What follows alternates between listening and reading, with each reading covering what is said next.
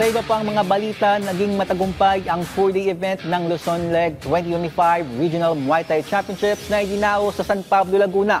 Para sa detalye, narito ang report ni teammate Paulo Salamatina. Opisyal nang nagtapos ang Luzon Leg ng 2025 Regional Muay Thai Championship na isinagawa sa SM San Pablo sa Laguna matapos ang 4 na araw na pakikipagtagisan ng humigit kumulang 500 atleta.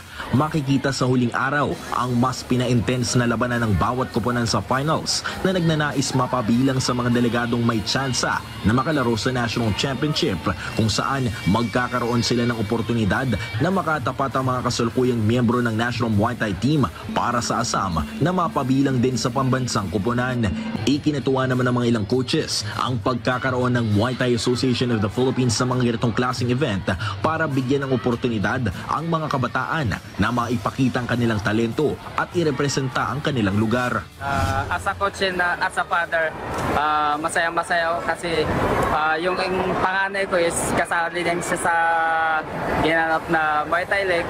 So, first time niya, pero andun yung sipag, dedikasyon kung paano yung naging training niya. Kaya nakakatawa talaga kasi biruin mo, dati napapanood lang, ngayon isa na sila sa mga sumasali.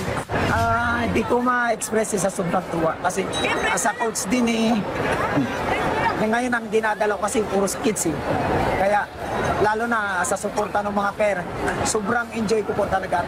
Masaya as a coach po talaga. Kasi sobrang tagal ko na po naging coach.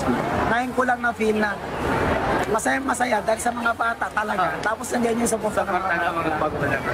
Ibinahagi naman ng mga opisyal ng Muay Thai Association of the Philippines na hindi pa nagtatapos dito ang kanilang misyon dahil nais nilang bitbitin sa Visayas at Mindanao ang magandang momentum na kanilang nakamit sa katatapos lang na Luzon Leg ng Regional Championships. Marami kaming pag-uusap kung may Luzon Leg, syempre ayaw natin iwanan ang Visayas at Mindanao. Kaya naman, pinag-uusapan na rin namin to nila Chairman Lucas Managalon, ni President Stephen Arapok, at yung mga iba pa namin mga coaches. Kailan kaya namin gagawin yung Luzon at Visayas at Mindanao, at lalong-lalo na yung National Championship. So, yun yung isa sa mga abangan ng mga tuwangkilik ng Luzon Leg para sa susunod na mga buwan. Habang patagal ng patagal, yung competition, ito is pataas ng pataas yung level.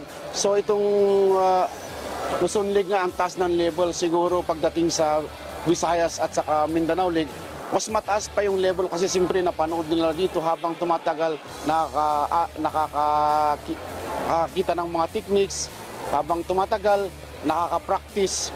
So yung competition siguro dito pagdating sa National Championship Series, ang taas ng level, ang higpit po. Lahat naman very successful at saka may mga nakita tayong mga talent talaga na pwedeng maglalaro sa national team. At saka ito yung mga napili dito na maglalaro sa national.